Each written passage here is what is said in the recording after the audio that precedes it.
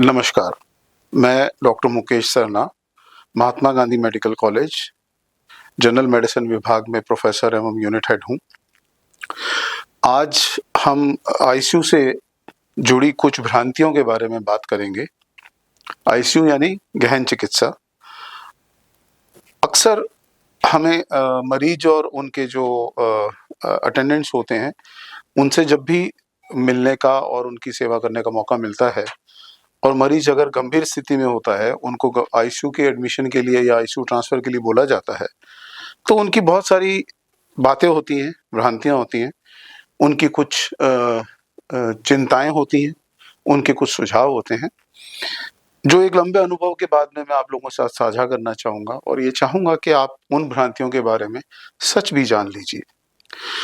कोई सी भी बीमारी जब भी किसी व्यक्ति को होती है, तो वो किसी भी कम स्टेज से शुरू होकर के अधिकतम स्टेज तक जा सकती है, और अगर वो ज़्यादा सीरियस होती है या कभी ऐसी ज़रूरत पड़ती है कि मरीज को अस्पताल आना पड़े, तो जब वो हॉस्पिटल आता है तो डॉक्टर इमरजेंसी में ये तय करता है कि उसको अस्पताल में भर्ती करना है या नहीं, जनरल वार्ड में एडमिट करना है या आईसीयू में लेना है। अब आईसीयू में लेना डॉक्टर की चॉइस नहीं है, उसकी इच्छा नहीं है। आईसीयू में लेना एक मजबूरी है, वो उसकी पेशेंट की कंडीशन के लिए जरूरी है, तो उसको आईसीयू में लेना पड़ता है। अब गहन चिकित्सा क्या है? गहन चिकित्सा में विशेषज्ञ चिकित्सक, विशेषज्ञ नर्सेस और बाकी उपकरण और सारी चीजें उस मरीज की स्थिति के ऊपर लगातार नजर रखती हैं, 24 घंटे नजर रखती हैं, जो कि एक जनरल सेटअप में, वार्ड में या रूम में संभव नहीं होता। तो हमें ये समझना है कि अगर चिकित्सक कहता है कि आपके मरीज को आवश्यकता है आईसीयू की, तो मान लीजिए कि वो बहुत जरूरत है, तभी वो आपको आईसीयू के लिए कह रहे हैं। अब जब हमने आईसीयू के लिए हाँ कर दिया, आईसीयू में पेशेंट चला गया, तो वहां क्या रहता है? वहां मरीज की दैनिक दिनचर्या, जिसमें कि उसका भोजन, उसकी टॉयलेट्स, उसकी स्पॉन्जिंग, उसकी करवट लेना, उसका खाना पीना, उसकी दवाएं, वो सभी की जिम्मेदारी आईसीयू स्टाफ और डॉक्टर्स की हो जाती है, क्योंकि मरीज उस अवस्था में नहीं होता कि जब वो ये समझ सके कि मुझे क्या खाना है, कैसे करना है, क्या नहीं करना है।